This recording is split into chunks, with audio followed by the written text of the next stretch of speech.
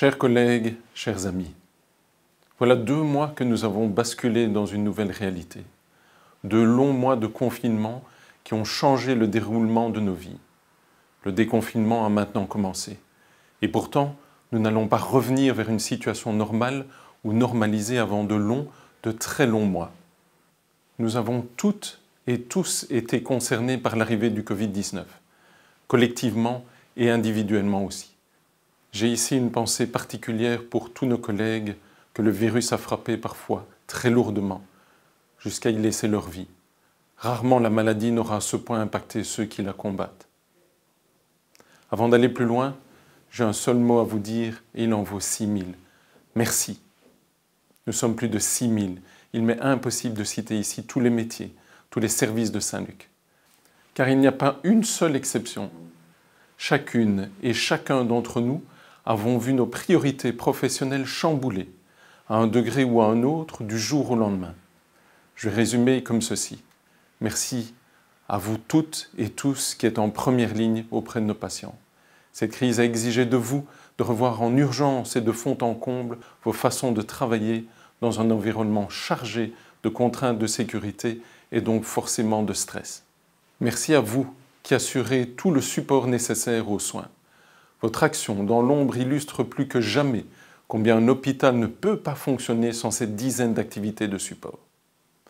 Merci à vous enfin qui êtes ou étiez à la maison, soit en télétravail, soit en chômage temporaire. Croyez bien que votre éloignement n'est que physique. Comme nous tous, vous êtes embarqués dans la traversée de cette crise. Je vous le disais, nous sommes entrés dans la phase de déconfinement. Cela veut donc dire que nous nous mettons en chemin vers un retour à une certaine normalité. Et c'est là que tout commence. J'ai presque envie de dire que c'était plus simple il y a 2 mois, bien entendu. En effet, confiner le pays et mettre les hôpitaux en alerte n'a somme toute nécessité que quelques jours. Ce qui nous attend, les semaines à venir, est bien plus compliqué, car il va falloir intégrer un retour à une vie normale en parallèle avec la circulation, certes ralentie, du virus.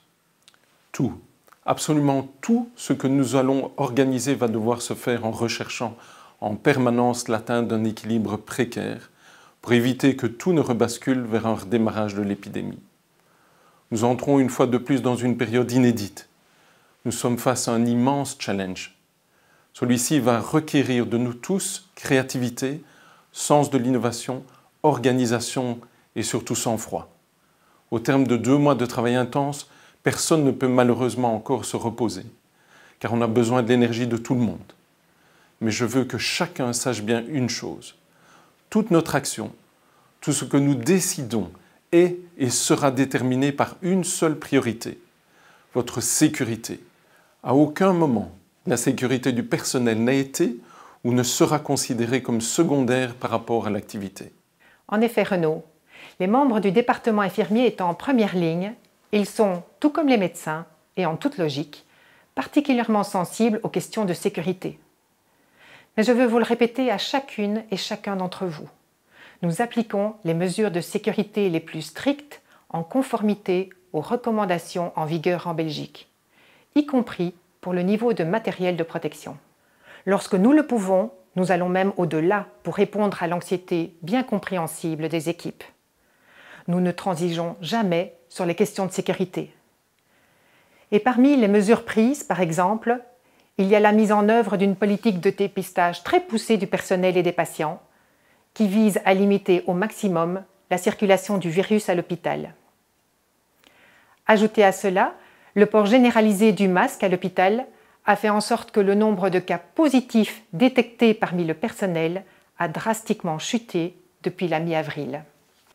Il est évident que malgré tout cela, il reste de l'anxiété. Nous la comprenons tous au niveau du management et nous sommes là pour l'accueillir.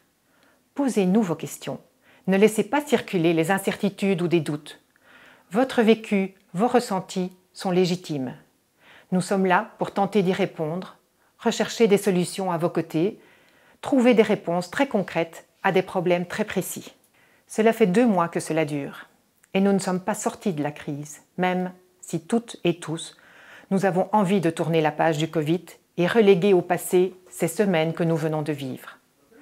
Alors comme cela va continuer et qu'on n'a pas le choix, que chaque patient qui se présente à l'hôpital, qu'il soit Covid ou non, mérite le même accueil et le même niveau de soins, nous allons devoir puiser dans les belles choses que nous avons vues éclore malgré tout en ces semaines particulières.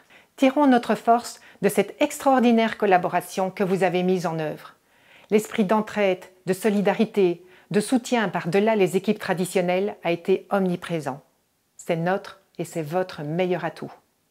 Comme l'a dit Joël, la crise est loin d'être terminée. Nous allons devoir concilier l'accueil de patients Covid et de patients non Covid. Pour des raisons médicales évidentes, il est indispensable de relancer au plus vite et au mieux l'activité médicale, car nos patients nous attendent. On l'a dit et répété au cours des dernières semaines, la population, probablement par crainte d'être atteinte par le virus, a déserté les services d'urgence. Des milliers d'autres patients ont vu leur rendez-vous annulé ou reporté. Nos patients ont besoin de nous et nous devons les accueillir rapidement. C'est pourquoi nous visons une reprise d'activité qui devrait croître jusqu'aux alentours de 60% d'ici la fin mai et 80% d'ici la fin juin. Alors bien sûr, il est légitime que la question de la sécurité se pose face à l'afflux de patients et de nombreuses personnes qui vont venir de l'extérieur. Il va falloir organiser la cohabitation entre les patients Covid et les patients non Covid dans l'hôpital. Et nous nous y attelons. Cela fait partie du plan de relance de l'activité que nous mettons en œuvre depuis que les autorités fédérales nous ont donné le feu vert. Les consultations ont repris progressivement depuis le 4 mai. L'activité au quartier opératoire et en hospitalisation va par conséquent également reprendre et croître au cours du temps. Tous les espaces d'attente vont être réaménagés pour éviter au maximum la concentration d'un trop grand nombre de patients ou de personnes dans l'hôpital. Un filtrage strict a lieu à l'entrée.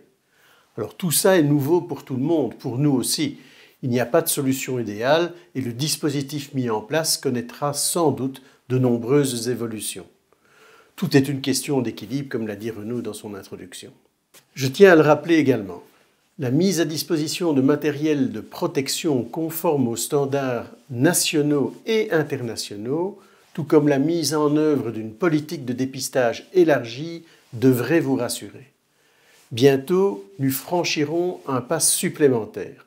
Grâce à nos laboratoires, nous allons pouvoir mettre en place un dépistage d'immunité à grande échelle au sein des cliniques.